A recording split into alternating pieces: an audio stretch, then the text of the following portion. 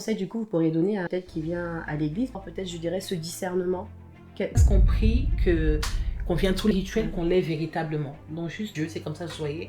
Donc j'ai à venir, j'ai pas envie de jouer avec Dieu, tomber chez les fous, comme est-ce que je suis on se dit mais je suis là, je me suis dit oh là là mais c'est quoi ça? Et là écoutez, moi je me dis qu'est-ce qu'elle nous raconte, celle-là elle est là, enfin c'est revenir, les chants Frère Douglas, je crois que Frère Douglas c'est mon mari. Et vraiment la réalité en fait. Et j'étais vraiment très déçue parce que... Hello la grande famille, la Live TV. Vous êtes de plus en plus nombreux à nous suivre et je vous remercie pour votre fidélité. Si ce n'est pas encore le cas, abonne-toi, active la cloche de notification pour ne plus rien manquer. Je remercie également nos partenaires, le cabinet Tandy Gestion ainsi que la marque DDJC Coiffure pour leur confiance et je nous dis à très bientôt pour plus de contenu. La marque DDJC Coiffure, spécialiste de la coiffure sur cheveux afro et caucasiens.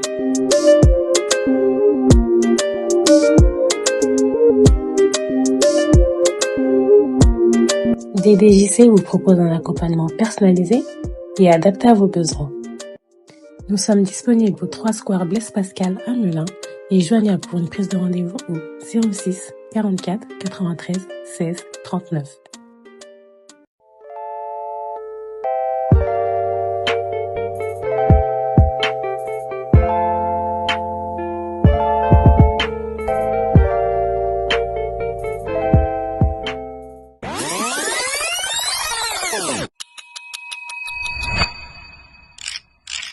Tandy Gestion est un cabinet qui accompagne les entrepreneurs dans la gestion administrative, comptabilité, gestion de la paye et des ressources humaines.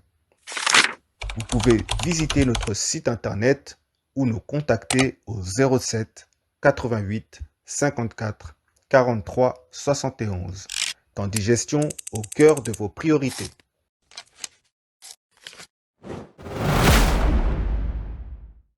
Bonjour à tous, bienvenue sur la Live TV, je suis Laure et vous suivez l'émission Vivre et Réussir. Dans cette émission, je reçois des personnalités avec lesquelles nous échangeons sur leur parcours au travers de témoignages inspirants et de conseils pratiques. Très heureuse de vous retrouver pour cette nouvelle émission. Aujourd'hui, je reçois donc une servante de Dieu, elle est prédicatrice de l'Évangile, elle est mariée, mère de famille, épouse de l'apôtre Douglas Nyangeka, une femme aux multiples casquettes. Elle est tantôt prédicatrice comme je l'ai dit. Alors, elle est également chantre et une femme entrepreneuse. Maman Lydie, bonjour. Bonjour Laure. Comment est-ce que vous avez trouvé votre présentation? Parfaite. Est-ce que tout y était? Tout y était. Alors, derrière un grand homme se cache une femme. Que pensez-vous de cette citation? J'étais d'accord avec, jusqu'à ce qu'une personne corrige en disant que c'est pas derrière un grand homme que se cache une femme, mais c'est à côté, parce que la femme a été tirée de la côte de l'homme. Donc c'est à côté d'un grand homme se trouve une grande femme. D'accord, effectivement, c'est pas faux.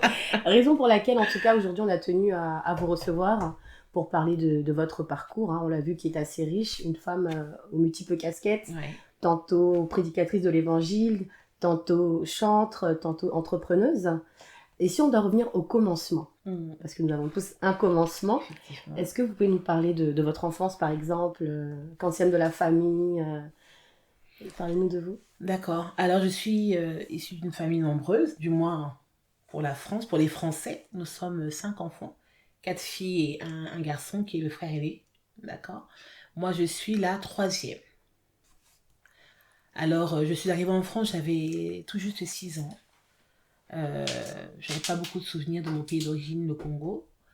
Donc, et que j'ai découvert pour la première fois d'ailleurs avec mon mari, c'est lui qui m'a emmenée au Congo. Donc, j'ai découvert mon pays assez tard. Voilà un petit peu pour ce qui est de la fratrie. J'ai évolué dans une famille, je pourrais pas religieuse, non. On est parti, je pense, 1 ou 2 fois à l'église catholique. Et je me rappelle que la première fois, j'avais beaucoup pleuré parce que j'avais faim. J'ai trouvé ça ennuyeux, c'était long, j'avais détesté.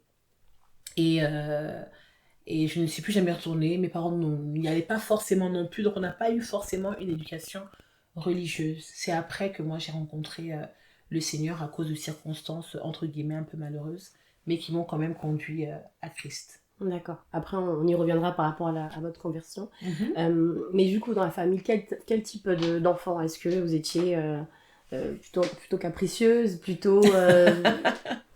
Non, on veut tout savoir aujourd'hui. Comment est-ce que l'enfant maman Lydie, si je peux dire ça comme ça, était au sein de la famille?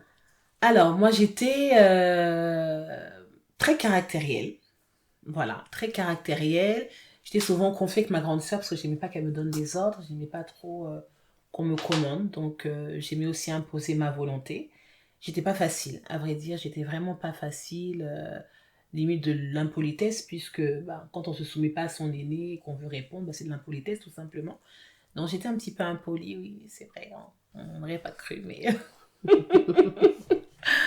Et, mais sinon, j'étais quelqu'un d'assez sympathique, très sympathique. J'étais très sociable, enfin je suis toujours très sociable, mais par contre j'étais quelqu'un d'assez radical quand j'estimais qu'une relation devait se terminer, que je ne voulais plus d'une relation amicale, là je parle, bah, c'était vraiment terminé. Voilà. Donc D'accord. assez dur de caractère aussi, voilà un petit peu si je peux Ouais. décrire celle que j'étais. Donc assez dur de caractère, Assez avec la dur de grande caractère. sœur, un peu des conflits, hein, ce Un genre petit peu, ouais. de choses. C'est exactement. Et à l'école, comment est-ce que vous étiez? Quel genre d'élève? Est-ce que vous étiez la bosseuse, la travailleuse, ou bien celle qui chahutait? Quel genre d'élève vous étiez à l'école? Alors j'étais un petit peu des deux, j'aimais bien chahuter parce que j'étais souvent avec les... je faisais partie un petit peu des... on va dire les leaders un peu de la classe. Ça, il y a toujours une bande de jeunes qui sont toujours un petit peu les leaders que les gens aiment bien suivre, qui aiment bien se montrer. Et moi j'étais un petit peu parmi ces personnes-là. Euh, donc, euh, donc ça m'arrivait effectivement de chahuter, mais je savais quand même, voilà, il y a, comme on dit, un temps pour tout, il y avait aussi un temps pour tout, effectivement, il y avait des moments où on rigolait, je rigolais beaucoup, et des moments où vraiment j'étais sérieuse, mais ce que je me souviens, c'est que les professeurs m'appréciaient énormément, et disaient que j'avais énormément de potentiel. D'accord. Voilà. En fait, enfin, si on peut dire ça comme ça, le genre d'enfant à qui on dit peut mieux faire, les résultats scolaires étaient bons, mais le comportement peut-être un peu moins, ou l'inverse? C'est pas que j'avais un mauvais comportement, mais j'aimais bien, oui, bah, j'aimais bien rire, je pense que souvent en classe on est studieux, c'est vrai, mais il y a des moments où on lâche un petit peu prise parce que bon, bah, peut-être que le cours est trop long, ou on est resté là 1 heure, 2 heures et on a besoin un peu de chahuter, entre guillemets. Mais non, j'étais pas quelqu'un qui faisait le désordre ou ce genre de choses, mais on savait que j'étais là. D'accord. Oui. D'accord. Pas introverti, mais... Non, pas du tout introverti. D'accord.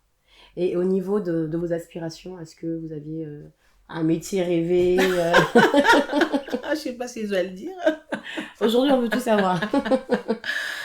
Alors, je rêvais d'être hôtesse de l'air.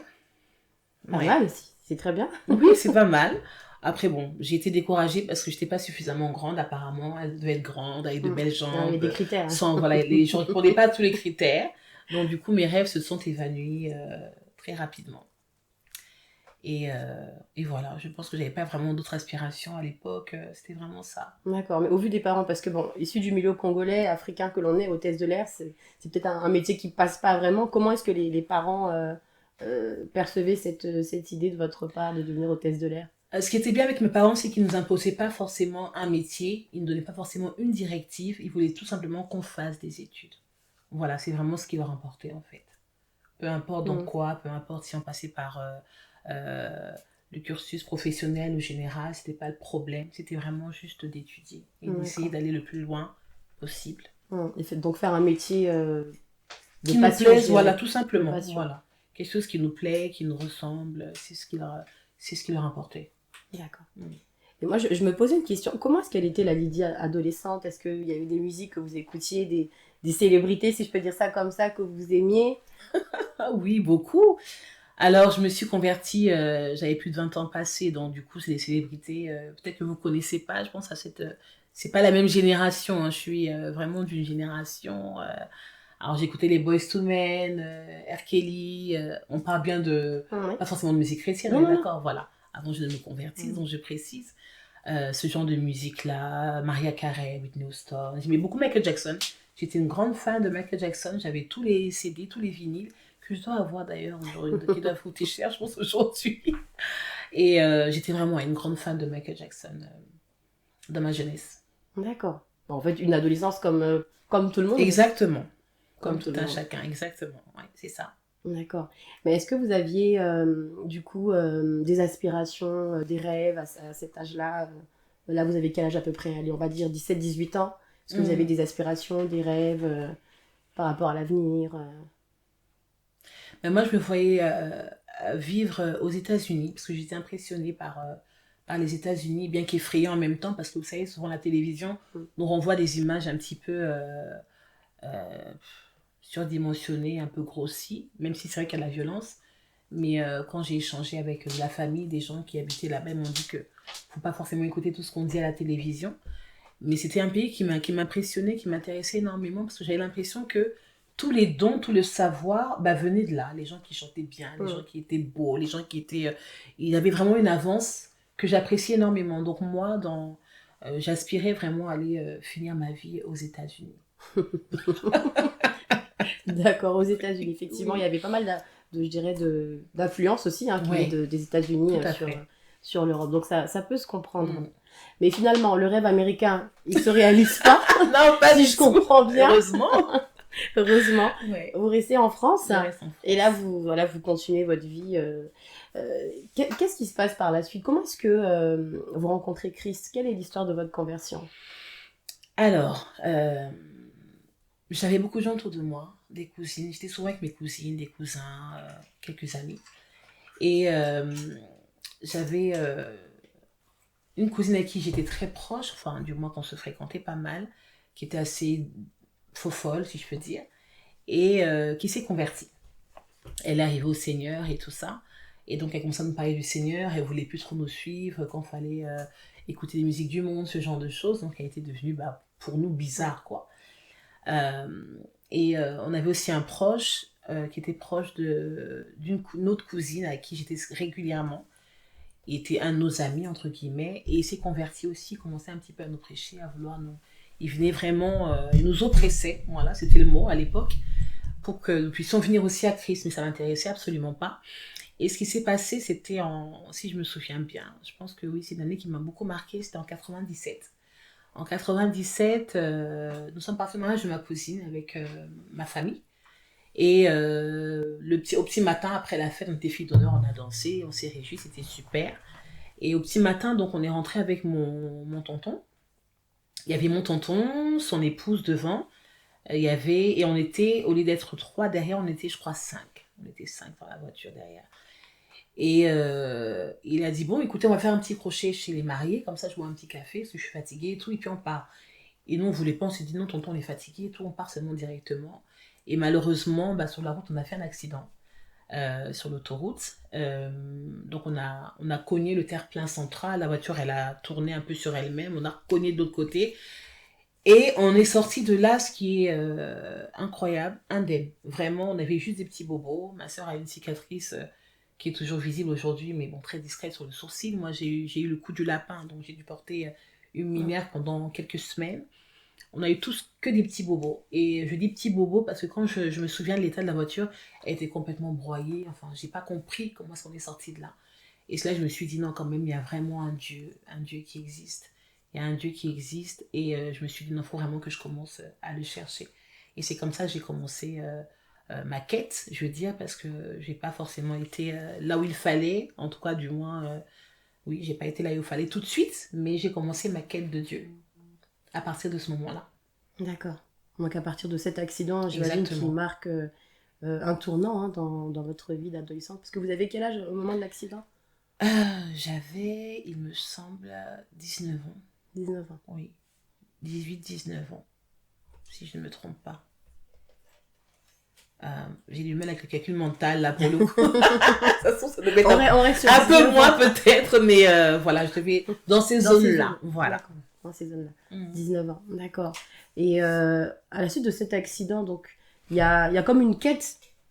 Vous vous dites, bon, bah, j'ai survécu, je ne suis pas meilleur peut-être que ceux qui y sont passés. Vous voyez l'état de la voiture. Mhm. Et là, vous vous dites qu'il y a une recherche à faire. Je dois, peut-être, je sais pas, rendre une action de grâce. Qu'est-ce que vous faites par la suite? Alors, qu'est-ce que je fais par la suite? Au départ, j'ai pas eu à faire grand-chose. Les témoins de Jéhovah sont venus frapper à ma porte. Je me suis dit, c'est parfait, je vais prier, ils viennent à ma porte, j'ai pas besoin de chercher. c'est nickel. Donc j'ai commencé à étudier avec les témoins de Jéhovah, avec deux sœurs, Christelle et Caroline, je me souviens bien de leur prénom, elles étaient super de belles personnes et tout. Donc on a commencé à faire des études, etc. Et on est passé à la salle du royaume, j'ai assisté au culte. Mais il y avait des choses qui me dérangeaient, je trouvais que ça collait pas trop avec Dieu, que je ne connaissais pas, je connaissais pas la Bible. Mais d'après ce que j'entendais, j'écoutais les chansons à l'époque de Charles Mombaya, j'entendais les témoignages des gens et tout. Et ce que j'entendais de ces témoignages-là et ce que eux me disaient, ça concordait pas. Par exemple, que les miracles n'existaient plus. Ce genre de choses, ça vraiment c'est une chose qui n'était pas trop passée. Et puis au fur et à mesure que je les fréquentais, je sentais que c'était pas la place qu'il fallait, c'était pas ma place en tout cas, c'était pas là que je devais être, et j'ai arrêté. Et c'est là que cette fameuse cousine dont je vous ai parlé au départ, qui était un peu délurée, qui a commencé à prier, m'a invitée dans son assemblée. C'était à l'époque à la Plaine Voyageur, pour dire, ça remonte, qui est aujourd'hui devenue Stade de France, Saint-Denis. Et je suis partie donc à l'église, j'ai été pas touchée tout de suite, hein, parce que quand on arrive dans nos églises évangéliques, c'est quand même assez impressionnant, il y a des gens qui parlent en langue, ça chante fort et ça crie, on se dit mais je suis tombée chez les fous, quoi, mais est-ce que je suis là? Je me suis dit oh là là, mais c'est quoi ça? Et j'entendais une femme qui prophétisait, donc comme elle prophétisait, elle parlait de la part de Dieu, donc c'était Dieu qui parlait, donc je suis là, écoutez-moi, mais qu'est-ce qu'elle nous raconte, celle-là, elle est là, enfin c'est quoi ça? J'étais vraiment complètement perdue, mais les chants étaient tellement magnifiques. J'ai aimé les chants, il y avait vraiment une atmosphère. C'est ce qui m'a fait revenir, les chants. Je suis revenue dimanche après dimanche et j'ai accepté Jésus. J'ai accepté Jésus, mais j'ai refusé de me baptiser parce que dans mon esprit, si je me baptise, il faut que je sois parfaite. Il faut que j'arrête les bêtises, que j'arrête de sortir ou d'écouter la musique du monde. Et j'étais pas encore prête. Donc j'ai dit, je commence par accepter Jésus. Et puis le reste, je le ferai au fur et à mesure. Je le ferai, je verrai bien comment je vais gérer. Donc j'étais vraiment, vraiment assidue quand on faisait des appels de fonds pour les projets. Je me levais, j'hésitais pas, hein. À l'époque, bon, c'était 700 francs. Ça paraît peut-être pas grand-chose aujourd'hui. Comment dirais-je, C'est minime, ouais. C'est minime avec l'euro aujourd'hui. Mais à l'époque, c'était quand même pas mal pour une petite étudiante qui vient et puis qui se lève pour dire je vais donner 700 francs. Le pasteur a pris mon nom sur une feuille et s'est dit celle-là va pas nous échapper. On va voir si vraiment. Et le dimanche d'après, je suis venue avec mes 700 francs que j'avais semés dans l'œuf parce que j'ai vraiment été touchée au plus profond de mon âme. Donc j'ai pas servi. Je suis restée dans cette assemblée quelques temps. Donc voilà un peu comment s'est passée ma conversion. D'accord. Donc quelques temps, c'est-à-dire que vous étiez vraiment engagé ou plutôt on se cherche encore, c'est-à-dire que on est conscient que Dieu est là, il y a quand même je dirais peut-être une conscience du péché, de ce qui est mal, mais en même temps on est aussi attiré vers l'extérieur.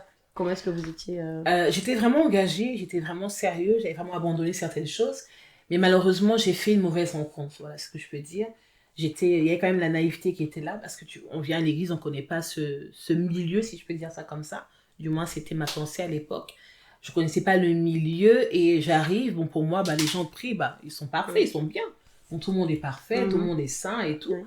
Et du coup, je me fais aborder par un garçon là-bas qui dit, écoute, on va faire un barbecue, est-ce que tu veux venir Moi, habituellement, quand on me demandait mon numéro de téléphone, je donnais toujours un faux numéro parce que j'aimais pas forcément me faire aborder, me faire draguer, mais je me suis dit, mais là c'est un frère en Christ et tout, je veux pas mentir, je suis à l'église et puis je le rencontre à l'église et puis si je donne un faux numéro, mais dimanche prochain, il va venir me voir pour me dire que donc il va me retrouver. Exactement. Il va me retrouver et tout, donc je lui donne mon numéro, j'ai pas le choix en fait. Donc je donne mon numéro à ce frère qui n'était pas un frère, c'était la première fois qu'il venait à l'église et c'était la dernière. Sauf que malheureusement je ne savais pas. Donc j'étais à ce fameux barbecue, on n'était finalement que deux. Et on a commencé à se fréquenter et puis malheureusement il m'a égarée. Et j'ai préféré arrêter de venir à l'église parce que j'estimais que j'avais une vie un peu d'hypocrisie. Donc pourquoi venir? Je sais bien que je suis dans une vie qui n'est pas bien, je fréquente quelqu'un alors que on n'est pas mariés. Donc, vaut mieux pas venir. J'ai pas envie de jouer avec Dieu. C'est comme ça que je voyais. Donc, j'ai arrêté d'aller à l'église à ce moment-là. D'accord. Une sorte de culpabilité, en fait, qui vous a retenu. Exactement. Voilà. Pour moi, c'était un respect. J'estimais que je sais que je suis pas sur la bonne voie. Donc, je peux pas venir prier un Dieu qui veut que je marche droit alors que je sais pertinemment que je suis dans la dérive. Donc, j'ai préféré faire un choix. J'ai pas fait le meilleur, mais j'ai préféré laisser Dieu et puis continuer ma vie, repartir à ma vie d'avant, en fait. En tout cas, c'est très intéressant ce que vous dites parce que souvent on a l'impression que euh, à l'église, hein, si je peux dire ça comme ça, tout le monde il est chrétien, tout le monde, voilà, enfin, on vient tous pour le même but, alors que par rapport à ce que vous avez dit, on voit clairement que l'habit ne fait pas le mal. Exactement. Et quel conseil du coup vous pourriez donner à cette personne peut-être qui vient à l'église, parce que quand on est nouvellement converti, on a cette naïveté. Quel conseil on pourrait donner à cette personne qui vient peut-être récemment d'être baptisée, qui est dans une assemblée et qui n'a pas encore peut-être, je dirais, ce discernement? Quel conseil on pourrait donner à cette personne? Moi, ce que je pourrais dire, c'est d'être vraiment lucide. J'ai fait un post il y a quelques semaines, il y a quelques mois peut-être, où je disais que l'église, c'est comme un aquarium. Voilà. C'est plutôt comme l'océan. Il y a plusieurs types de poissons. On a des poissons clowns, on a des dorades, on a des Thompson, on a aussi des piranhas, on a des requins. Donc, tant qu'on a la conscience de ça, que dans l'église, on peut trouver différents types de personnes, c'est pas parce qu'on prie qu'on vient tous les dimanches, qu'on a l'air spirituel, qu'on l'est véritablement. Donc, juste d'être vigilant par rapport à ça, de savoir à qui on a affaire pour pouvoir maintenant adapter son attitude et être prudent, quoi. Tout simplement. Voilà. Donc d'être vigilant. D'être vraiment vigilant. Ouais. D'accord. Et finalement, comment est-ce que vous retournez à l'église? Alors, donc je romps avec ce petit copain parce qu'en fait, il ne me ressemblait pas du tout. Ça n'avait absolument rien à voir avec le type de personne que je fréquentais habituellement. C'était vraiment un petit bandit. Voilà. Et donc, on rompt et le diable ne dort pas. Je rencontre quelqu'un d'autre par la suite. On devait d'abord des amis. Puis finalement, on se met aussi ensemble. Donc, ça prend... Entre ces deux histoires, ça fait 2 ans. Je suis restée 1 an avec le précédent. Et avec lui, je suis restée aussi 1 année. Et qu'est-ce qui va se passer alors que je me promenais? Je rencontre donc cet ami, garçon que je vous dis... qui vous a égaré la première fois? Non, celui qui s'était converti. J'étais souvent avec une de mes cousines. On avait un ami qui s'était converti, qui nous oppressait avec celui-là. Qui venait pendant nos fêtes, alors qu'on vient pour danser, lui ramener sa Bible, commencer à évangéliser. C'était très compliqué. Je le croise par hasard dans la rue. Il était avec une sœur, il partait évangéliser. Et puis, on se salue et tout ça. Et il me dit, écoute, viens, ce serait bien que tu viennes à l'église et tout ça. J'ai dit, oui, écoute, on verra. On verra. Et je rencontre une autre amie qui, elle, s'était convertie aussi. Donc vraiment, mon entourage, les gens que je fréquentais à l'époque, commençaient à se convertir un par un. Et elle m'a invitée. Elle m'a dit, écoute, viens à l'église tel dimanche. J'ai dit, ok, je viendrai. Je me suis dit, je dis oui, pas qu'elle me prenne la tête. Parce que eux, quand ils s'y mettent à te harceler, ils te lâchent pas. Donc j'ai dit, ok, je viens. Et du coup, ce dimanche-là, le dimanche où elle m'attendait, j'ai pas réussi à me lever. Elle m'appelle. Elle me dit, écoute, je suis à la gare, je t'attends. Pourquoi je t'attends? Tu es où? En fait, je suis encore dans mon lit. Ah, ok, mais c'est pas grave. Elle me dit, c'est pas grave. Habille-toi, je t'attends, viens quand même. Je me suis dit, oh là là. Elle est persévérante. Persévérante, je me suis dit, faut être correct quand même. Je me suis pas levée. Elle m'attend quand même. Allez, Lydie, vas-y, lève-toi. Et là, je sens une lourdeur dans mon corps. J'ai vraiment bataillé pour pouvoir me lever de mon lit. C'était vraiment une oppression. Ça, je ne savais pas à l'époque. Pour m'empêcher de partir parce que ça allait vraiment ma rencontre vraiment définitive. Et là, depuis ce jour-là jusqu'à aujourd'hui, je n'ai jamais lâché le Seigneur. Donc, je me bats contre moi-même, contre cette lourdeur que je ne comprends pas. Soudaine, je suis réveillée, mais mon corps refuse en fait de se lever. Par la grâce de Dieu, je me lève, j'y vais. Et là, ce fameux ami, donc l'ami que j'ai rencontré, ce monsieur, c'était lui, du coup, le pasteur de cette assemblée à l'époque. Il prêchait, j'étais touchée, il a parlé du péché, et puis j'avais l'impression que la prédication s'adressait à moi, qu'on me pointait du doigt, et j'ai commencé à pleurer, j'ai pleuré, et puis je suis tombée, je n'ai pas compris, mais je me dis, qu'est-ce que tu fais là? Arrête de faire la comédie, mais qu'est-ce qui m'arrive? Je tombe, je suis saisie, je pleure, et là c'était vraiment une rencontre avec le Seigneur, j'ai eu ce poids de culpabilité, du péché et tout, et là c'était ma réconciliation en fait avec Christ. D'accord. Maintenant, il fallait dire à ce petit ami que c'était plus possible de rester ensemble. Et là, c'était vraiment une bataille parce que j'étais vraiment très attachée. On avait des projets de pouvoir vraiment faire les choses sérieusement, mais il fallait arrêter cette vie. Donc maintenant, comment lui dire que ça allait plus être possible. Donc, je commençais un peu à débattre avec Dieu. Écoute, moi, je veux bien le laisser, mais je crois qu'il m'aime trop. Si je lui dis, je vais lui briser le cœur, tu comprends? C'est compliqué, je veux pas lui faire ça quand même. Donc, vraiment, tu vois, j'ai essayé de négocier. Et ben, Dieu m'a aidé, tout simplement. Dieu m'a aidé, il a créé une situation. Et ça m'a énervé. Je lui ai dit au garçon, écoute, c'est fini, c'est terminé. C'est terminé. Mais j'ai regretté 2 heures après, sauf que lui, ma réaction avait tellement été violente et choquante qu'il a plus voulu entendre parler de moi. Donc c'est comme ça qu'on a rompu et que j'ai pu, du coup je me suis sentie libre. C'est vrai que j'ai beaucoup pleuré parce que je voyais mon projet partir en fumée, etc. Mais j'étais libre, j'avais plus rien qui me retenait vraiment là dans le monde et plus rien qui m'empêchait de suivre Jésus. Donc j'ai dit, bah c'est bon, j'y vais. Du coup, à partir de ce moment-là, c'est la véritable conversion, juste après cette rupture. Vous Exactement. passez par les eaux du baptême, j'imagine. Oui, j'étais encore un peu hésitante. C'est vrai que j'ai pas voulu tout de suite. Donc j'ai fait quelques mois avant d'accepter. Et puis après, je me suis dit non, là c'est bon, là j'y vais. Et effectivement, je me suis fait baptiser. C'était une grande fête pour moi. C'était un jour exceptionnel. J'étais mangée au McDo après pour fêter mon baptême. Ah, pardon. Avec mes sœurs. D'accord.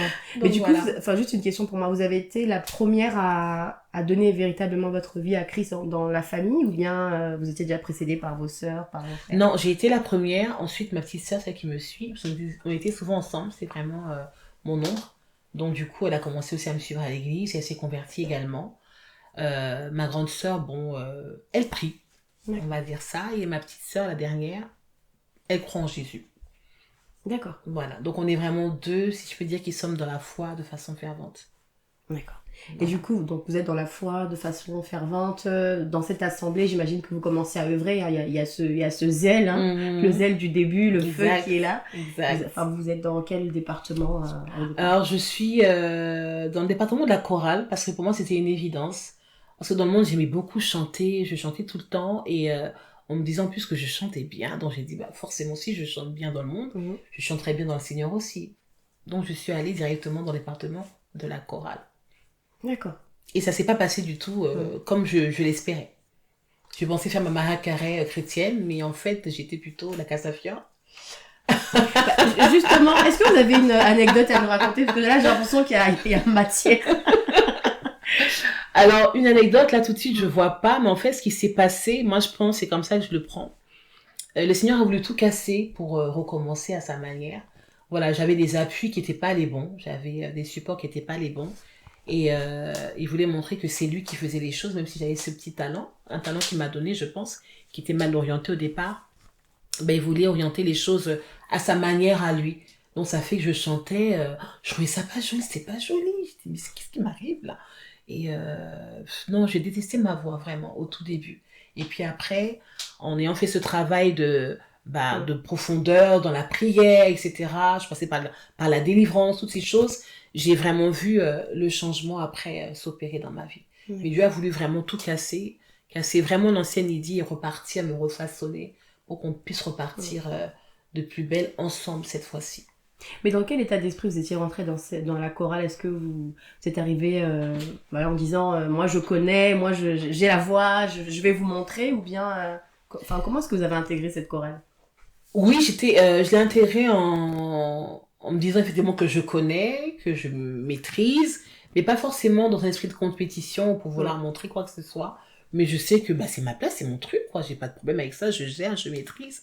Et je me suis rendu compte que non, je gérais rien, je maîtrisais absolument rien. L'humilité précède la gloire. Ah oui. D'accord. Donc finalement, j'imagine que de fil en aiguille, voilà, vous passez par la délivrance, vous passez par les affermissements. Qu'est-ce qui se passe par la suite dans cette assemblée? Comment est-ce que vous évoluez? Vous vous engagez de plus en plus? Ah, je m'engage de plus en plus. Toutes les veillées, j'étais là. Les réunions de prière, j'étais là. On était vraiment excusez-moi l'expression, des malades pour Jésus. Des passionnés, des amoureux. Passionnés, on était prêts, on prêchait dans les rues, on criait dans les cars. C'était vraiment, c'était incroyable. Après, pour les gens, on était complètement des illuminés, complètement fous. Mais j'aimais ça, c'était tellement... c'était vivant, c'était la passion, vraiment un zèle sincère. C'était vraiment ça, un zèle sincère. Donc, j'étais dans tous les programmes. C'était pas toujours évident avec mes parents, bien évidemment. Avec papa, surtout. Maman nous a rejoints. Après, au fur et à mesure, elle est venue prier avec nous, mes tantes. Vraiment, j'ai amené pas mal de personnes. Mais mon père était contre. Il n'apprécie pas les églises évangéliques par rapport à ce qu'on en entend, ce qu'il a eu une expérience qu'il a eu aussi malheureuse. Et du coup, c'était toujours un petit peu la bataille parfois pour aller dans les veillées, ce genre de choses. Mais j'arrivais à lui tenir tête en lui faisant comprendre que c'est ma foi et que j'ai besoin de la vivre. Il boudait, c'est vrai, c'était un peu des débats, des discussions, mais il nous a toujours laissé quand même cette liberté-là de pouvoir partir à l'église autant qu'on le voulait. Ça, c'était vraiment bien. D'accord.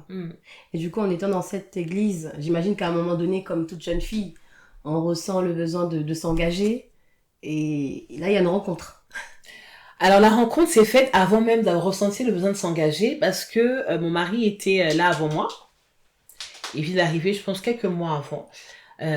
C'était le pianiste de l'église, du pasteur. Donc, forcément, bon, on se côtoyait parce que j'étais à la chorale. Et c'est même lui qui m'a délivrée avec un autre pasteur que je salue au passage si un jour il tombe sur cette vidéo. Quelqu'un qui m'a fait beaucoup de bien, qui m'a vraiment beaucoup soutenue dans ma foi, qui a été un papa pour moi, le pasteur Eric. Et donc tous les deux, c'est eux qui m'ont délivrée. Voilà, je suis passée par la délivrance entre leurs mains. Donc on se connaissait déjà, mais c'était un ami, c'était un frère, rien de plus. Et je peux pas dire que le besoin de se marier est vraiment venu, comme pour la plupart des personnes à l'époque. Comment dirais-je? Les jeunes filles étaient obsédées. Je pense que c'est un peu comme aujourd'hui, malheureusement, par le mariage. Et je pense que ce qui fait ça, c'est le fait que on sort du monde, on est dans l'impudicité, ce genre de choses. On arrive au Seigneur, on peut plus être dans l'impudicité. Donc, il faut forcément qu'on se marie vite. Il faut légaliser. Voilà, légaliser, alors qu'on n'est pas forcément prêt, on n'est pas forcément mature. Mais les gens étaient vraiment pressés. Et moi, ça me choquait. Je dis, mais attends, la gamine, elle a 16 ans et elle veut se marier. Enfin, je comprenais pas. Et moi, j'étais pas du tout dans ce genre de délire ou de pensée. Et ce qui s'est passé, le fameux petit ami que j'avais laissé pour venir au Seigneur commençait à me rappeler. Voilà, il commençait à me rappeler qu'on puisse se voir, qu'on puisse échanger et tout. Et là, j'ai commencé à rentrer dans une espèce de délire. Je me suis dit, mais s'il revient après tout ce temps, c'est peut-être que c'est lui. C'est Dieu. C'est Dieu qui l'envoie, c'est sûr. C'est sûr, c'est Dieu, donc c'est mon mari et tout. Et j'étais vraiment omnibulée par ça. Et j'en avais parlé à personne. Donc j'étais là avec mes pensées en train de lutter toute seule. Si j'aurais pris le conseil, peut-être qu'on m'aurait dit, non, écoute, non, tu fais fausse route. Mais moi, j'étais vraiment là. Et puis, je pense que le Seigneur a voulu me rattraper. Et c'est là que je fais un songe. Dans ce songe, je parle, j'étais assise en face, comme on est là toutes les deux, de mon père spirituel de l'époque, et je lui dis, dans ce songe, je lui dis, écoute, j'ai fait un songe, et j'ai vu que le frère Douglas, je crois que le frère Douglas, c'est mon mari. Et il me dit, ok, bah écoute, une prophétie de Dieu est une prophétie de Dieu. Et je me réveille après ce songe avec une forte conviction que c'était vraiment quelque chose que le Seigneur m'avait dit, que c'était vraiment c'était vraiment la réalité, en fait. Et je te cache pas que j'étais vraiment très déçue parce que c'était pas du tout à mon goût. Oui, parce que si on comprend bien, en fait, vous étiez courtisé par l'ex. Exactement. Ça, mais dans un songe, le Seigneur vous montre que je faisais fausse route. Mon mari, c'était l'apôtre Douglas. C'est une sorte de confirmation. Exactement. Enfin, une confirmation, non, parce que j'ai rien demandé, moi. J'ai rien demandé, c'est venu la proposition est venue à moi, du moins mon ex est revenu à moi. Et je pense que c'était plus pour m'éviter, effectivement, de m'égarer, de me perdre avec cette personne qui n'était pas celle que le Seigneur voulait pour moi. Donc Dieu m'a montré la voie qu'il voulait que je suive. Voilà. Que j'ai pas accepté de gaieté de cœur, hein, parce que on a tous nos aspirations, on rêve tous. Quand je vais me marier, faut qu'il soit médecin, ce serait mieux. Surtout les parents, ils sont contents, un médecin, un avocat. C'est le gendre parfait à leurs yeux. Qu'il soit grand, pas trop gros, pas trop noir, pas trop ceci, qui s'habille bien. On a tous un peu, voilà, nos critères. Et il répondait pas à mes critères. Non, à part la gentillesse, on s'entendait très bien, il était vraiment très gentil, mais il répondait à aucun de mes critères. Moi, je suis arrivée en France, j'avais 6 ans, il devait avoir 14, 15 ans, ou 17 ans, 18 ans, je sais plus, moi. De blédard, c'est un blédard, quoi. Voilà, pour moi, c'est un blédard, mais on n'a rien à voir ensemble. Enfin, moi, on m'appelait Madame de l'Europe, j'aimais bien m'habiller, très machin, tout ça, comme aujourd'hui, j'aimais vraiment bien être présentable, et genre, il y a un blédard qui a pas de style, enfin, non, Seigneur, en fait, on m'a bien regardé, là. Donc, je comprenais Les pas. ténèbres et la lumière. Bon, on va pas aller jusque-là, mais je me disais, mais vous voilà un peu. Je me dis, mais Seigneur, enfin, tu m'as bien regardé, là, je crois que tu t'es trompé. Enfin, excuse-moi. Donc, j'étais un peu vexée, un peu déçue de ce songe, ouais. De ce songe. Ouais. Et finalement, ce choix qui n'est clairement pas le vôtre, hein, si on comprend bien, comment est-ce que ça évolue? Alors, comment est-ce que ça évolue? Je me suis dit, j'en ai parlé au fameux pasteur Eric. Je lui ai dit, écoute, j'ai fait tel songe et tout. Il me dit, ok, bon, on va prier. Il dit, on va prier et tout pour ça. J'ai dit, ok, on va prier pour ça. Et avant de dire comment est-ce que ça évolue, j'ai une petite anecdote à ce sujet. On était donc en réunion de prière. C'était vraiment des moments, enfin, de cette église, on vivait vraiment des moments très très forts à chaque fois qu'on se réunissait. Et du coup, comme j'étais en pleine résistance avec ce que le Seigneur m'avait dit, en plein culte, je me lève, je commence à prophétiser déjà, Dieu me parle, me dit c'est ton mari, etc. Et je me lève en plein culte et je commence à crier c'est lui, en le pointant du doigt, c'est lui, c'est lui. C'est comme si Dieu me disait, je te dis que c'est lui. Et ce fameux pasteur Eric a compris, comme on avait échangé, il a vu que je pointais mon mari du doigt et que en criant c'est lui, il a compris tout de suite ce qui se passait. Donc du coup, il s'est mis un peu devant moi pour pouvoir un peu brouiller les pistes. Voilà, donc c'est la petite anecdote et tout pour dire que vraiment Dieu insistait pour que je prenne vraiment, je fasse vraiment sa volonté par rapport au mariage. Alors du coup, je me suis dit, bah écoute, je suis dedans, qu'est-ce que je peux faire? Bah je vais essayer de le façonner un peu à mon image quand même, voilà. Donc j'ai commencé un peu à lui donner des conseils, écoute, bah tu vois telle chemise, bah écoute, poubelle mon cher, tu peux plus mettre ça. Tel pantalon, non, mais no way, il faut vraiment... voilà, j'ai un peu commencé à le relooker, etc.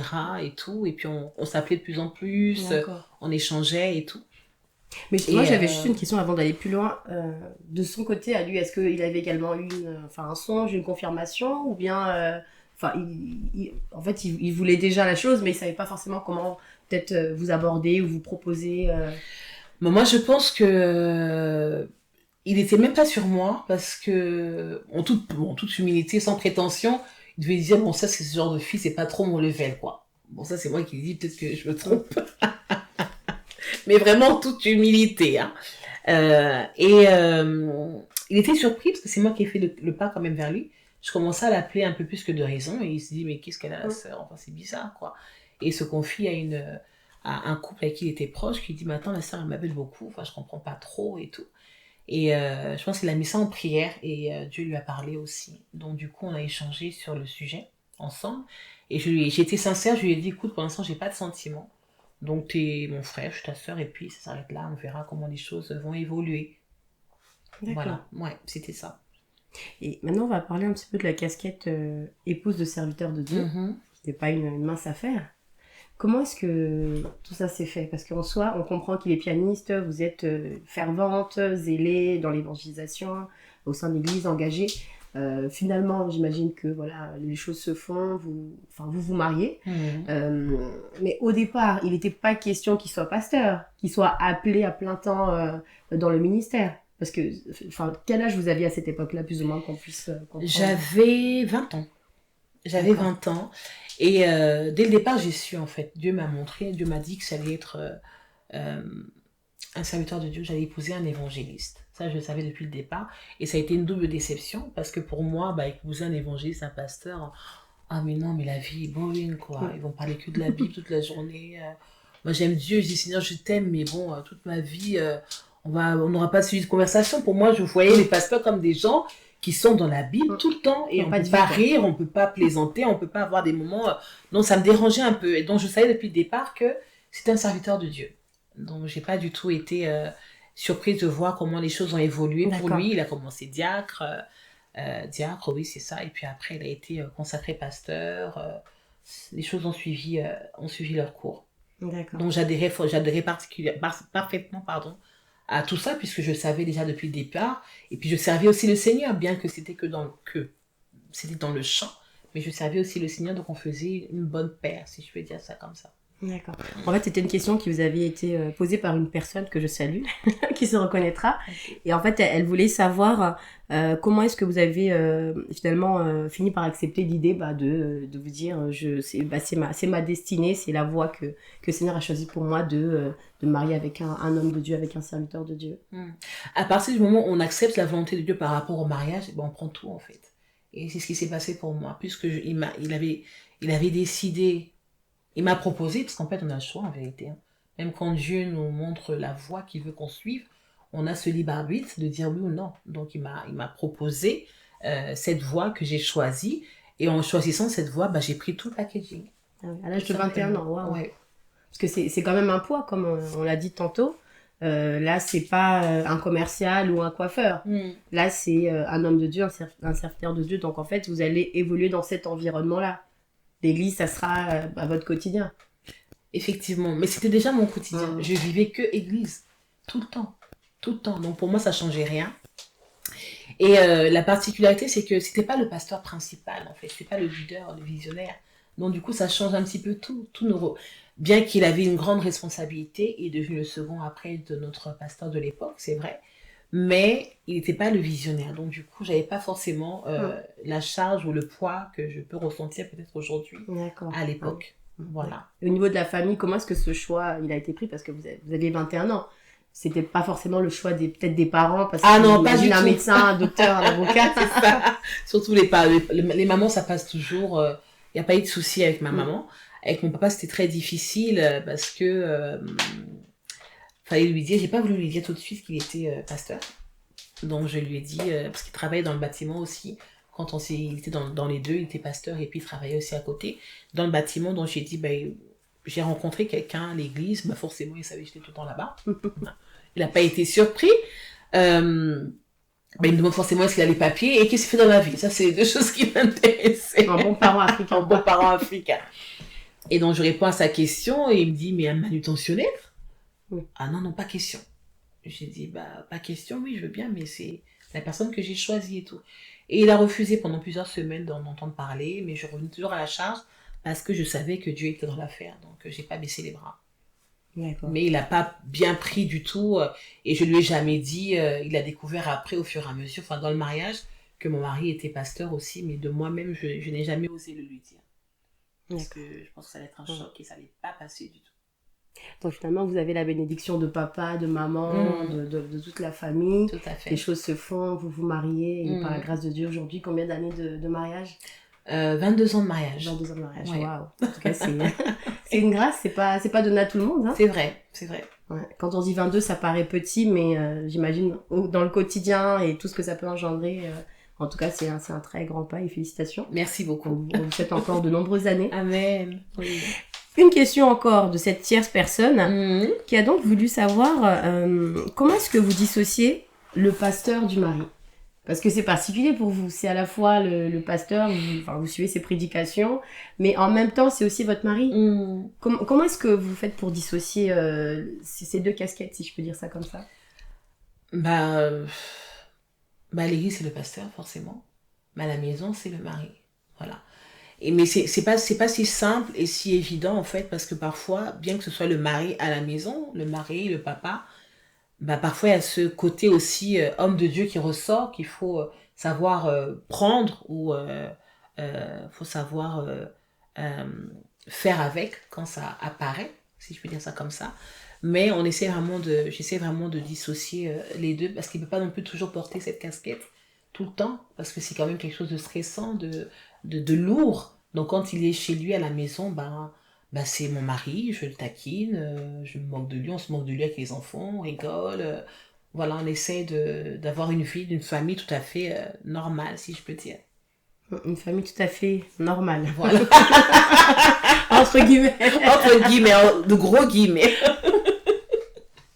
D'accord.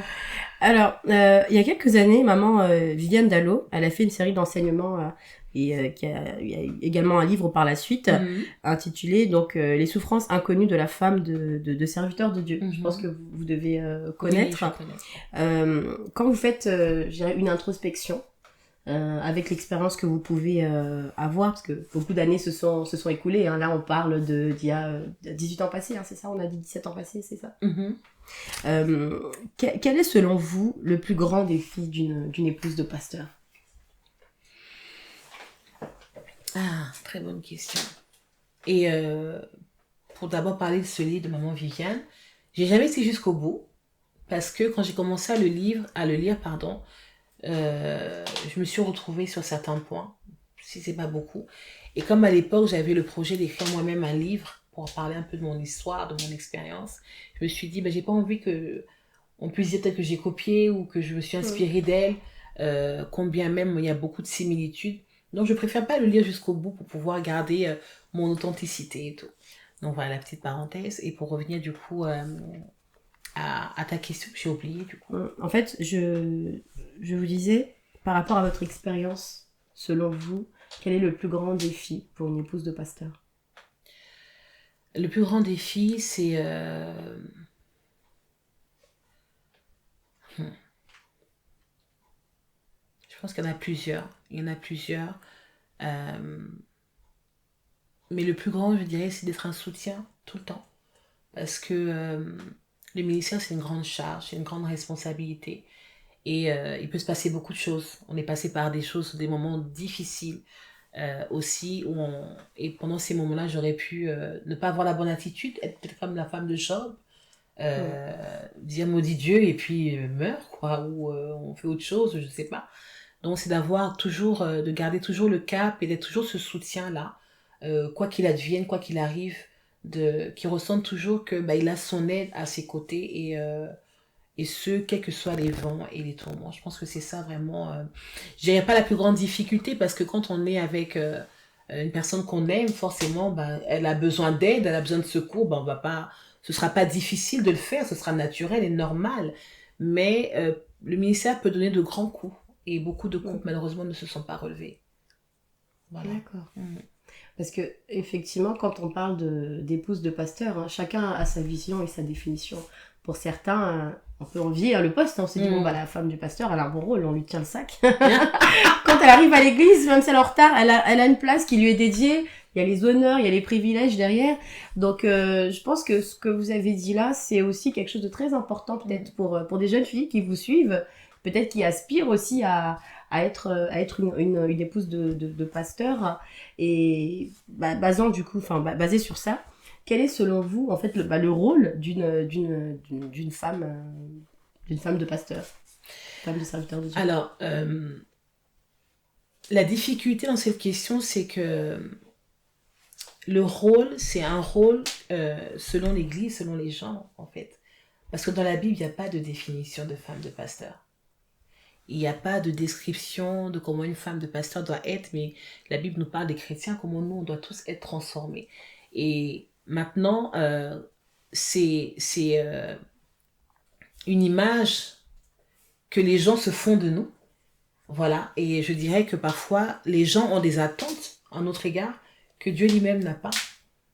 Et c'est ça la difficulté, c'est de savoir rester soi-même, de pouvoir faire ce qu'on a à faire sans être trop travesti ou vouloir faire plaisir aux gens ou donner une image qui n'est pas la nôtre. Donc ça, c'est vraiment une bataille de tous les jours. Et moi, j'ai décidé d'être moi-même. Voilà, je suis transparente. Celle qu'on voit à l'église, c'est celle que je suis chez moi. Après, c'est vrai que à l'église, il faut quand même une certaine tenue. Je dis pas que la tenue n'est pas là, mais je pense c'est important d'être soi-même, de montrer que avant d'être femme de pasteur, on est humaine et puis que on n'est pas obligé, les gens ne doivent pas avoir trop d'exigences à notre égard parce que c'est Dieu à qui on doit plaire en premier lieu. D'accord. Effectivement, c'est Dieu à qui vous devez plaire en premier lieu. Mais est-ce qu'on peut avoir du mal à trouver sa place? Parce que, qu'on se le dise, des fois dans nos assemblées, on s'attend au pasteur, on s'attend à ce que le pasteur prie pour nous. Quand on prend un rendez-vous, on s'attend à ce que ce soit le pasteur et non la femme du pasteur. Mais est-ce que vous avez peut-être du mal à trouver votre place à un moment donné du parcours? C'est vrai que sa place, on se la crée parce que comme tu dis, les gens, c'est le pasteur. Si j'ai rendez-vous avec le pasteur et puis voilà la femme du pasteur qui est là, non, c'est moi qui prie pour toi, on sent que c'est la déception, quoi. Enfin, non, c'est pas le pasteur, quoi, c'est sa femme, moi, c'est pas elle que je veux. Donc, c'est pas quelque chose qui m'a particulièrement touchée, à vrai dire. J'ai su me faire ma place au fur et à mesure dans l'église, dans le cœur des gens, en étant tout simplement moi-même, en manifestant l'amour de la meilleure manière que je peux. Bon, c'est jamais parfait, hein, on est humain, mais c'est pas quelque chose qui me complexe ou qui me frustre. Non, absolument pas. Bah, des fois, même au contraire. Hein. Comme ça, moi, le culte finit à 13h, je rentre chez moi et je rentre pas à 18h. Voilà, donc du coup, Un mal pour un bien. c'est un mal pour un bien. Et je pense que il faut arriver à créer cette relation de confiance avec les gens. Quand on n'est pas le pasteur principal, qu'on n'est que la femme du pasteur, ben les gens nous voient comme étant que la femme du pasteur. Et quand on n'exerce pas, il y a des femmes de pasteur qui n'exercent pas, par exemple, qui ne prêchent pas, elles ne chantent pas, elles sont là, bon, peut-être qu'elles sont des intercesseuses, mais on les voit pas beaucoup. Donc elles sont peut-être moins considérées quand les gens voient que ben, elles ont rien à offrir, en fait. Pourquoi est-ce qu'on irait vers elles? Parce qu'elles ont rien à donner. Mais quand on voit que bon bah elle peut exhorter, ah puis elle chante quand même, ça va, ah elle peut prêcher aussi, donc les gens commencent un peu à s'intéresser à nous, à voir que bon on a peut-être un petit conseil il y a peut-être un conseil qu'on pourrait leur donner, ils s'approchent et voilà c'est comme ça qu'on essaie de créer cette relation de confiance avec les gens. Mais je pense qu'il faut pas se frustrer et vouloir que les gens nous apprécient ou nous mettent sur le même pied d'égalité que nos conjoints. Non, faut juste rester à sa place, faire ce que Dieu veut qu'on fasse et laisser cette relation de confiance se créer avec les gens.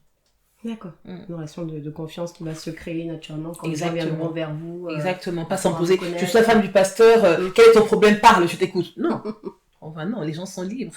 Et comme j'ai souvent dit à mon mari, bon il aime pas trop quand je dis ça, ça reste entre nous, je lui dis, je suis la mère de la maison, c'est vrai, mais je suis la mère de ceux qui m'ont choisi.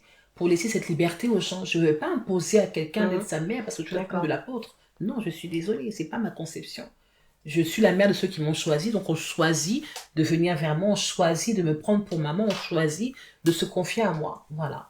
Donc moi, c'est comme ça que je raisonne. C'est peut-être un faux raisonnement, c'est peut-être pas bien ou c'est pas juste, je ne sais pas, mais moi j'estime que bah, c'est un choix en fait. Mère spirituelle, c'est un choix aussi quelque part.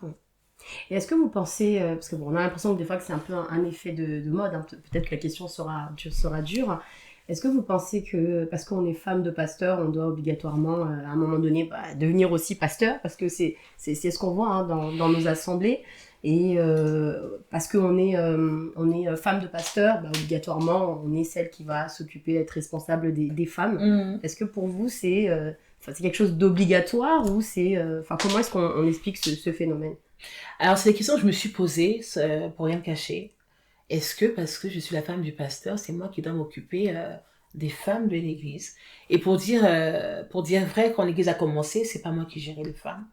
Parce que je n'en avais pas les épaules. Mon mari aussi, je pense que à cette époque, il estimait que j'étais pas forcément prête pour ou faite pour ça. Et ça ne posait absolument aucun problème.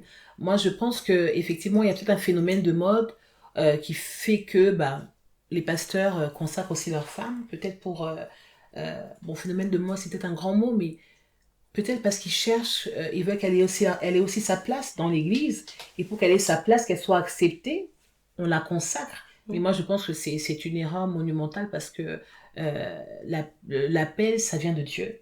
Je peux être femme de pasteur, mais sinon ne m'appelle pas à être pasteur, moi. Il m'appelle peut-être à être une intercesseuse, à m'occuper de la jeunesse ou je ne sais quoi. Donc, il faut pas chercher à prendre des charges que Dieu ne nous a pas données parce que on va s'en mordre les doigts. Voilà. Donc, moi, je préfère être là où Dieu me veut. Et en échangeant avec mon mari, c'est des choses pour lesquelles j'étais très claire. Je ne veux pas être consacrée parce que je suis son épouse. Je veux être consacrée parce que c'est vraiment ce à quoi Dieu m'appelle.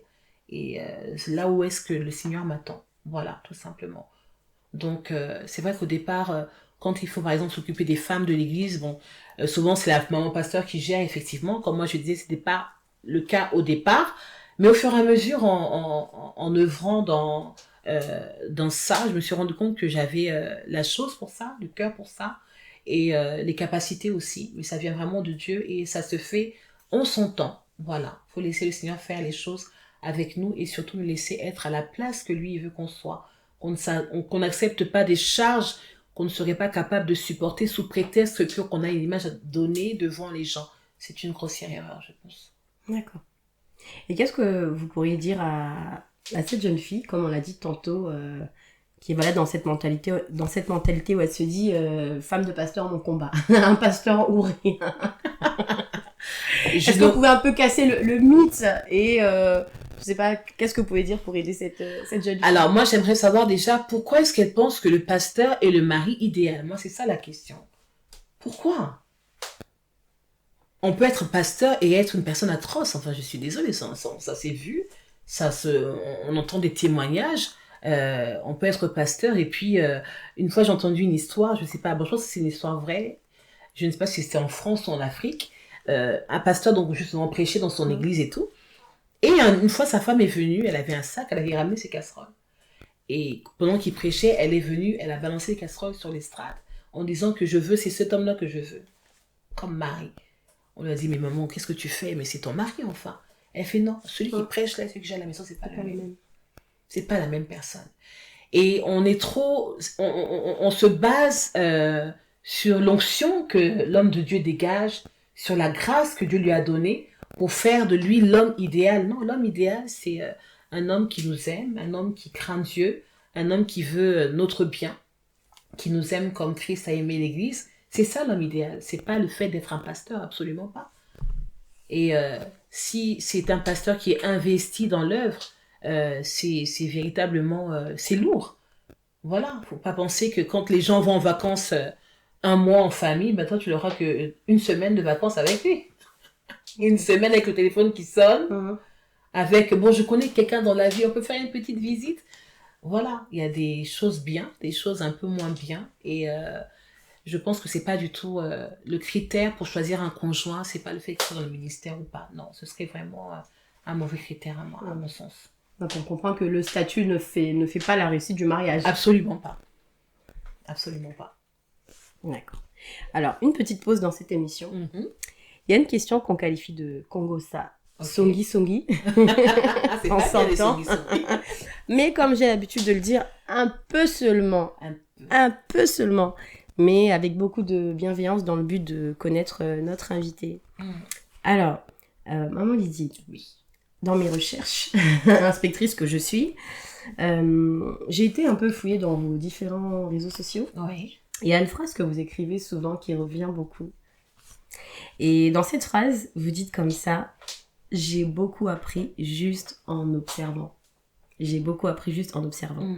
Et on aurait voulu savoir qu'est-ce que vous avez observé et qu'est-ce que vous avez appris. Ça, c'est une phrase que j'ai mise sur mon profil WhatsApp. Et j'arrive pas à l'enlever parce que j'aime bien cette phrase.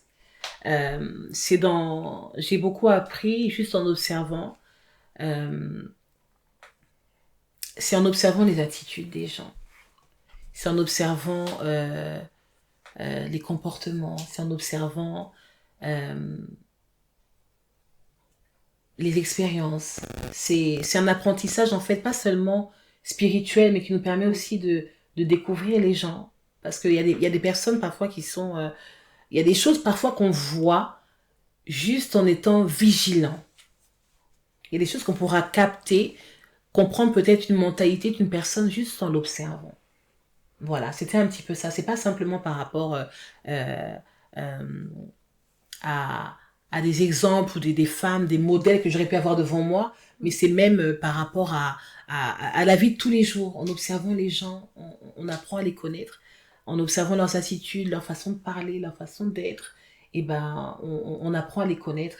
Et on apprend l'homme, on connaît l'homme en observant sa façon de vivre. Voilà, c'était un peu ça la pensée de ce post. D'accord, on attendait quelque chose de croustillant, mais...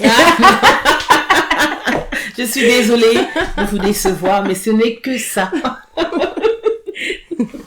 D'accord. Alors, la question d'après... J'aime beaucoup la poser cette question parce que d'une personne à une autre, la réponse sera toujours différente. Parce que chacun a son parcours, chacun a ses réalités, chacun a la manière dont il a vécu les choses. Et en ce qui vous concerne, quand vous faites une analyse ou du moins une lecture de toutes vos expériences, bon, c'est pas terminé, il y en a encore beaucoup d'autres à vivre, par la grâce de Dieu. Ouais. Mais jusqu'ici, quelle est la plus grande leçon que la vie vous a donnée ? Ah, la vie m'a donné la plus grande leçon, c'est sur le pardon. Déjà, il faut savoir que quand j'étais dans le monde, j'étais très rancunière. J'avais un pardon très difficile. Quand quelqu'un me faisait du mal, pour moi, c'était fini. Je pouvais passer à côté, je la vois tomber, glisser. Je ne vais même pas m'arrêter pour l'aider à se relever parce que j'estimais qu'elle était personne. Et arriver au Seigneur, c'était quelque chose, je savais que je devais vraiment travailler sur ça. C'est pour ça que quand j'ai lu pour la première fois l'histoire de Joseph, j'ai beaucoup pleuré. J'ai beaucoup pleuré parce que j'ai trouvé ça touchant, j'ai trouvé ça méchant ce qui est arrivé. Et ce qui m'avait le plus bouleversé, je pense que c'est l'attitude que Joseph a eue quand il a retrouvé ses frères. Ce pardon qu'il a manifesté à leur égard, ça m'avait bouleversé parce que je me suis mis à la place de Joseph et je me suis dit que moi jamais de la vie, quoi. Moi, je l'ai fait pendre, je sais pas, mais pas question. Et pour eux. Et pour eux, dent pour dent. Et du coup, quand nous sommes passés par des épreuves assez difficiles, peut-être que je parlerai dans une prochaine émission, qui sait, j'ai dû expérimenter le pardon et ça n'a pas été facile. Ça a vraiment été très très difficile parce que pardonner alors qu'on estime qu'on est légitime d'être en colère ou qu'on est légitime d'en vouloir à la personne, c'est difficile. Mais le pardon est divin, donc on est enfant de Dieu, on n'a pas le choix. Et j'ai lutté avec ça pendant quelques années. J'ai mis 4 ans pour dire vrai, pour pouvoir pardonner la personne. Et ça a été vraiment une bataille avec moi-même. Et jusqu'à ce que le Seigneur vraiment me parle clairement et me dise que là, c'est bon, là, il faut que tu tournes la page. Parce que c'est toi, en fait, que tu freines en gardant cette personne emprisonnée dans ton cœur. Voilà. Mais quand on vous entend parler, ça a l'air facile. Hein. Ça a l'air fluide. On s'est dit, bon, pardonner. Hein. Le verbe pardonner, je pardonne. Mais dans les faits, c'est quelque chose de difficile. Très difficile. Et selon vous, qu'est-ce qui empêche à ce qu'on puisse véritablement libérer le pardon? Parce que d'une personne à une autre, en fonction de la blessure qu'on lui a causée, en fonction de la personne qui lui a causé la blessure, en fonction aussi peut-être du temps ou de la durée dans laquelle ça a été fait, l'acte a été commis, ça peut créer plus ou moins des blessures. Mais selon vous, qu'est-ce qui empêche justement de libérer totalement le pardon? Je pense que c'est le fait de penser qu'on est légitime de pouvoir en vouloir à la personne. C'est ça qui empêche de pouvoir libérer le pardon. Parce que si Dieu était légitime aussi, également, il ne nous pardonnerait pas. Parce qu'on pêche constamment. On pêche en parole, on pêche en action, on pêche en pensée. On est tout le temps en train de lutter contre le péché, en vérité. Donc, je pense que le grand problème vient de là. C'est ça qui empêche que le pardon soit véritablement libéré dans nos vies. Et qu'on n'a pas compris la puissance ou la dimension du pardon que le Seigneur... dont le Seigneur nous donne au quotidien, en fait, en vérité. Voilà. D'accord. Et qu'est-ce que vous direz à cette personne qui est encore dedans, qui est encore dans la situation où vous étiez il y a peut-être quelques années, qui visualise encore tout ce qu'on lui a fait, qui a encore tout ce ressentiment-là, toute cette haine peut-être, hein, toute cette rancœur, qu'est-ce que vous pourrez lui dire? Alors moi, je lui dirais une chose que j'ai entendue quand je suis venue au Seigneur. Je pensais que c'était un verset de la Bible, que j'ai recherché mais que j'ai jamais trouvé, tout simplement parce que ça n'en était pas un. Mais il aurait eu toute sa place, je pense. C'est que le pardon est une puissance qui libère. Et quand on garde les gens emprisonnés dans nos cœurs, et en fait c'est nous qui nous freinons, c'est nous qui nous bloquons, c'est nous qui n'avançons plus, en fait, tout simplement. Alors que quand on pardonne, moi je dis, quand on pardonne, on le fait en vérité pour nous-mêmes, avant de le faire pour la personne. C'est d'abord pour nous. Et si on s'aime, si on veut notre propre bien, on va s'efforcer de pardonner. D'accord. Voilà, le pardon, c'est d'abord pour pour nous-mêmes. nous-mêmes, exactement. Pour notre communion avec Dieu, pour qu'on puisse avancer et rentrer dans ce que Dieu veut que nous puissions embrasser par rapport à notre vie et à ses projets. D'accord. Donc sans pardon, pas de projet, pas de continuité. C'est comme si on est en train d'avancer, mais qu'il y a un fil qui nous tire. Donc on va faire 10 pas en avant et puis finalement on va être retiré par ce fil en arrière parce que c'est un blocage. C'est un blocage. D'accord. Quelle est votre définition de la réussite?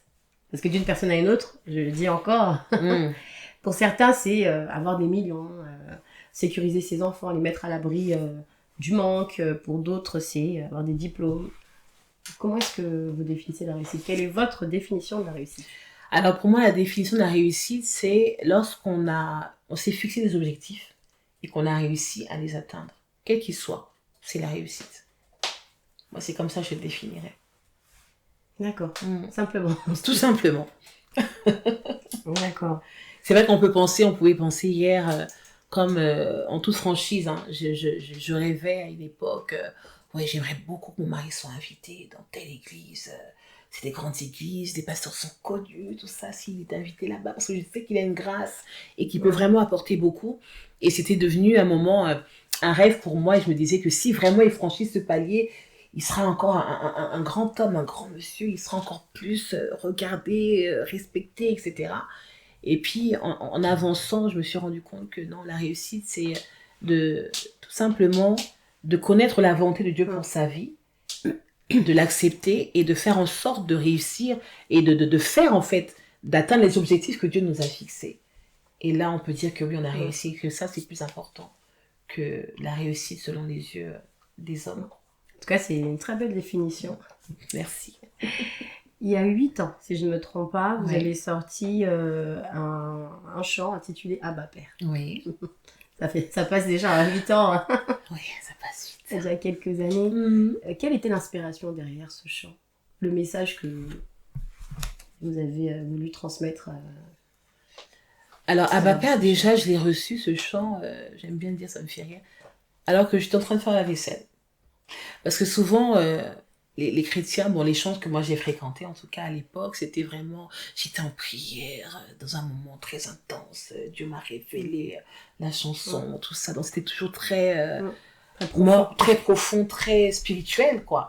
Alors que non, moi pas forcément, je pouvais être en train de faire ma vaisselle, en train de me brosser les dents, et j'ai une idée, j'ai une pensée, j'ai une inspiration. Et Abba Père m'est venu comme ça, c'est juste un témoignage d'amour, en fait, envers celui qui m'a tout donné. Voilà. Je réalise qu'il est tellement grand, qu'il est tellement bon, que je peux même pas trouver des mots, en fait, en vérité, pour le définir, pour le décrire, parce que les mots sont trop faibles pour dire qui est Dieu. Mais on n'a que ça, malheureusement, donc on les définit comme on le définit, comme on peut. Effectivement, nos mots sont trop faibles pour reconnaître ce qu'il est, ce qu'il a fait pour nous. C'est vraiment un témoignage rempli d'amour. Alors, est-ce que pour toutes les personnes qui nous suivent, est-ce qu'il serait possible de nous chanter peut-être un refrain ou une partie de cette merveilleuse chanson? Ok, j'avais pas prévu ça, donc c'est la surprise. J'ai pas fait mes vocalises ce matin, en mauvais chantre que je suis. Ok, alors je vais commencer par le début, du coup, Je réalise que sans toi je ne suis rien, que sans toi je ne vaux rien.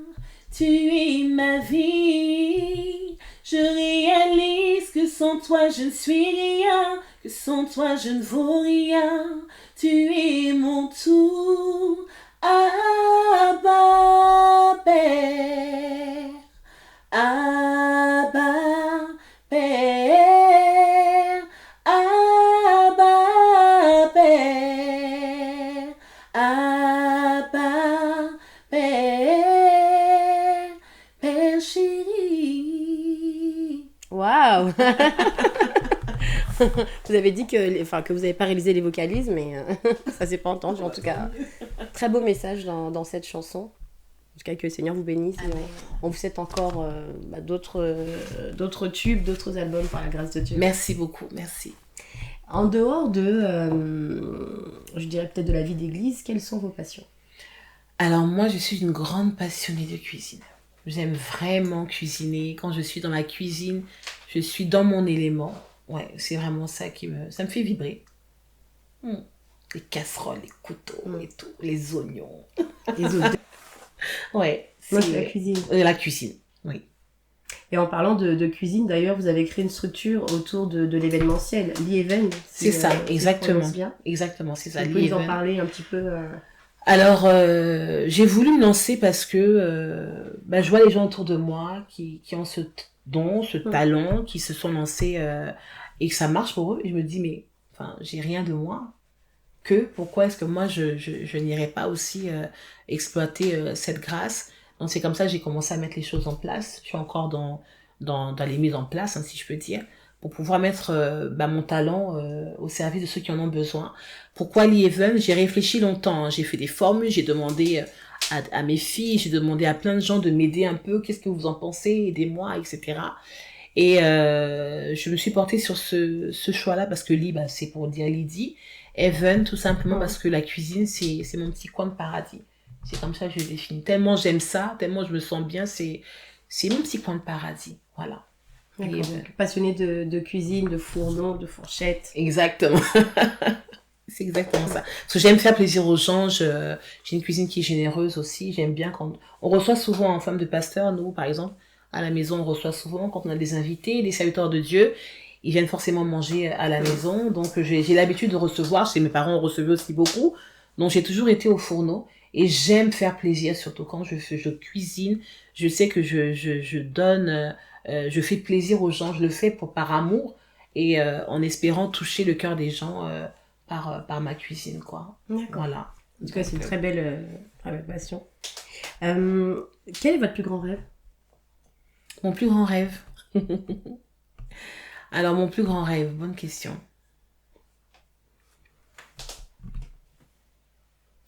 Mon plus grand rêve. À moins qu'il y en ait plusieurs. C'est vrai qu'il y en a beaucoup. Il y en a beaucoup, mais en vérité, je me dis souvent quand on demande aux gens quel est votre rêve, c'est quoi ton rêve, etc. Moi, j'ai pas envie de rêver en vain. C'est ce que je dis au Seigneur. Je peux rêver d'être millionnaire. Bon, ça, je pense que c'est le rêve peut-être de tout le monde. Mais c'est peut-être pas comme ça que je vais finir ou ça n'arrivera certainement jamais. Je veux que mes rêves soient réalistes. Et pour que mes rêves soient réalistes, moi je dis au Seigneur, donne-moi de rêver ton rêve pour ma vie. Donc mon plus grand rêve, c'est vraiment de vivre ce que Dieu a prévu pour moi et pas autre chose. C'est très bien expliqué.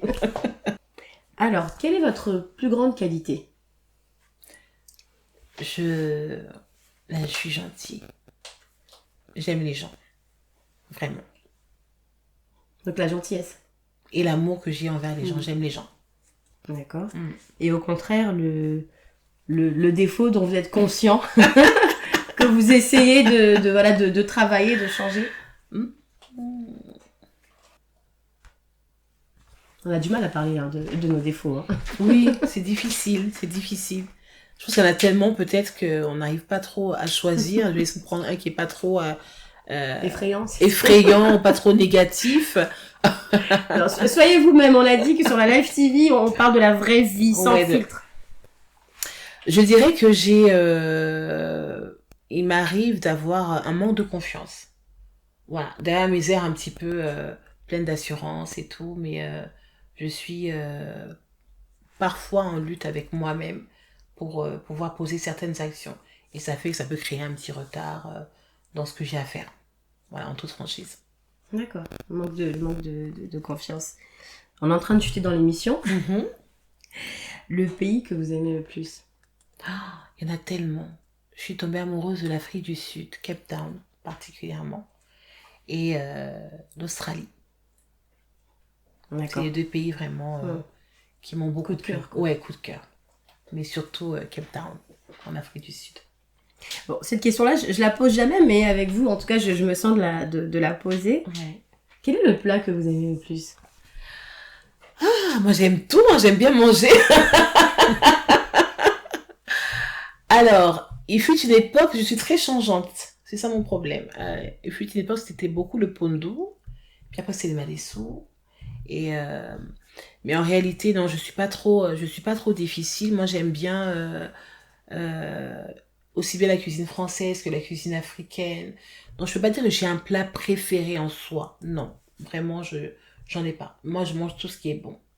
D'accord, tout ce qui est bon. Donc, en fait, vous vous adaptez, vous avez un palais qui se mélange très bien. Tout à fait. D'accord. Et au terme de cette émission, qu'est-ce qu'on peut retenir du moins de votre passage? Qu'est-ce que vous souhaitez que les personnes qui vont nous suivre puissent retenir de votre passage, de votre parcours, par rapport à tout ce que vous avez eu à nous expliquer depuis votre enfance jusqu'ici? Qu'est-ce qu'on peut retenir de votre passage dans la nature? Alors, une chose que j'ai peut-être pas dit et qui peut avoir son importance, en tout cas pour quelqu'un, Je me souviens quand je suis arrivée au Seigneur, j'étais très complexée. Complexée quand j'entendais les personnes apporter leurs témoignages. Oui, moi j'étais un bandit, moi j'étais dans la prostitution, j'étais ceci et cela. Et moi j'étais personne. En fait, j'avais pas d'histoire, j'avais pas de témoignage, j'étais pas une bandite, j'étais pas une fille désinvolte, j'étais juste une fille comme ça, une jeune fille comme ça qui a eu la grâce de rencontrer le Seigneur. Et ça me complexait beaucoup, ça me complexait parce que je me disais, mais j'ai rien à raconter, j'ai pas de témoignage, je peux pas dire que Dieu m'a tiré de quelque part, il m'a tiré du péché, c'est vrai, m'a tiré de la mort, puisque quand on est loin de Dieu, on est dans la mort. Mais en soi, j'avais pas un témoignage, je veux dire que vraiment Dieu m'a tiré de quelque chose de grand, et puis voilà, il a fait de moi ce que je suis. Et ça me complexait beaucoup, et j'aimerais dire à quelqu'un de pas être, comment dirais-je, qu'on a tous un parcours avec le Seigneur, que le Seigneur nous façonne au fur et à mesure, il nous a pris tous de quelque part, qu'on ait été une personne lambda, pardon, ou une personne qui a marché dans les plus grandes ténèbres. Dieu nous aime et Dieu veut faire de nous de grandes personnes, des personnes selon lui, à son image. Alors j'aimerais juste dire à quelqu'un de pouvoir croire que Dieu est capable de l'emmener quelque part. Moi, Dieu m'a pris du péché, du néant, et il est en train de faire de moi, je pense, quelqu'un de grand, pas grand aux yeux des hommes, mais grand à ses yeux. Donc, cherchons à être grand aux yeux de Dieu, et le Seigneur fera de belles choses avec chacun d'entre nous. Voilà ce que je peux dire. Exactement ça. Donc le Seigneur est encore disponible et disposé pour faire de grandes choses avec toi qui nous suis. Peu importe le parcours qui est le nôtre, voilà, tout simplement. Il est vraiment celui qui tire du fumier l'indigent.